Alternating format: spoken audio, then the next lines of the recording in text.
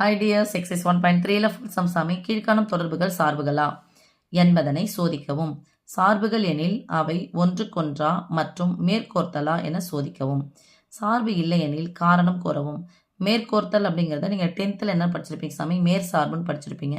இப்போ மேற்சார்புனா என்னன்னா, இது பேர் மதிப்பகம் அல்லது சார்பகம் சொல்லுவோமா? இது பேர் என்ன சொல்லுவோம்? வீச்சகம்.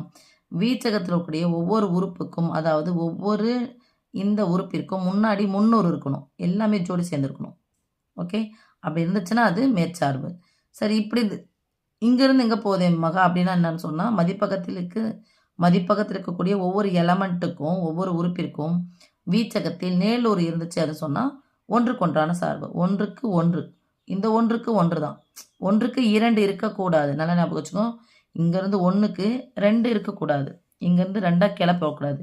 ஆனால் இந்த 1 வந்து 2 இடத்துல, இந்த 2க்கு 2, 2க்கு 3 அது மாதிரி போகலாம். ஆனால் ஒரே இது வந்து தான் என்ன பண்ணக்கூடாது, ஒரே இடத்துல போய் இங்கே ஜோடி சேரக்கூடாது. ஓகே, அப்போ மேற்கோர்த்தலாக இருந்துச்சு அப்படின்னு சொன்னால், மேற்சார்பாக இருந்துச்சுன்னா அது ஒன்றுக்கு ஒன்றானதாக இருக்கும். ஓகே, இதை ஞாபகம் வச்சுக்கோங்க. ஏன்னா அடுத்தடுத்த கணக்கில் இது வந்து உங்களுக்கு தேவைப்படும். ஸோ சார்பு அப்படின்னு சொன்னால் அது என்ன வகையான சார்பு? சார்பு இல்லைன்னா காரணம் கேட்குறாங்க. ஸோ முதல் கணக்கு ஏன்னு கொடுத்துட்டாங்க. ஜோடி எப்படி சேர்ந்து ஏக்கு சி ஜோடி, பிக்கு சி, சிக்கு பி, ஏ டு ஏ தான். இங்கே மதிப்பகம் நான் ஏ போட்டேன்னா வீச்சகம்னு தான் போடணும், ஏ தான் போடணும். அப்போ ஏவில் என்ன இருக்குது? ஏபிசி இருக்குது. ஏவுக்கு யார் ஜோடி ஆகிறாங்க பாருப்பா? சி. ஏவுக்கு சி, அடுத்தது பிக்கு சி,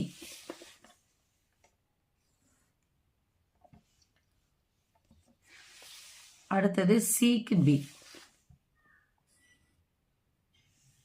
ஓகே, இப்போ என்னென்னா இங்கே இருக்கக்கூடிய இங்கே நமக்கு துணை மதிப்பகம் 10th படிச்சிருப்பீங்க. இங்கே காலியாக கிடந்தால் நம்ம பிரச்சனை இல்லை, ஜோடி சேராமல் இருந்தாலும் பிரச்சனை இல்லை, சார்பு தான். ஆனால் இங்கே இருக்கக்கூடிய ஒன்று என்ன பண்ணியிருக்கணும் சாமிங்க? ஜோடி சேர்ந்துருக்கணும். ஓகே, நிழலூர் வந்து பெற்றிருக்கணும்.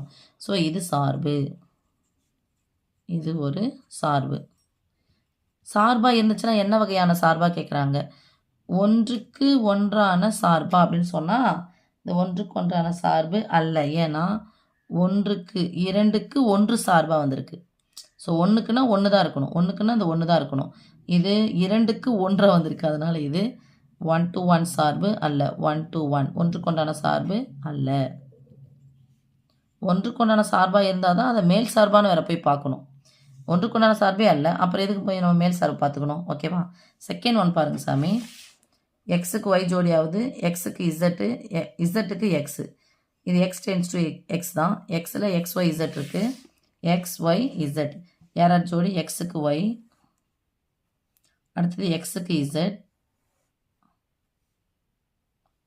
அடுத்தது இசட்டுக்கு எக்ஸு.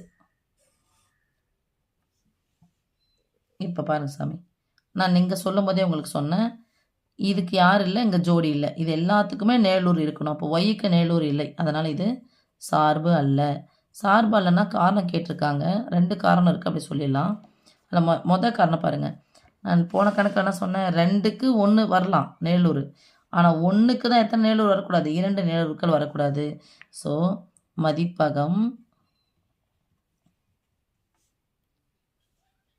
மதிப்பகத்தில் உள்ள இதான் மதிப்பகம், இது வீச்சகம் அல்லது சார்பகம் சொல்ல பேர். மதிப்பகத்தில் உள்ள எக்ஸ் என்ற உறுப்பிற்கு, அந்த எக்ஸ் என்ற உறுப்பு வீச்சகத்தில் எத்தனை நேலூர் பெற்றிருக்கு சாமி? 2 நேலூருக்களை பெற்றுள்ளன.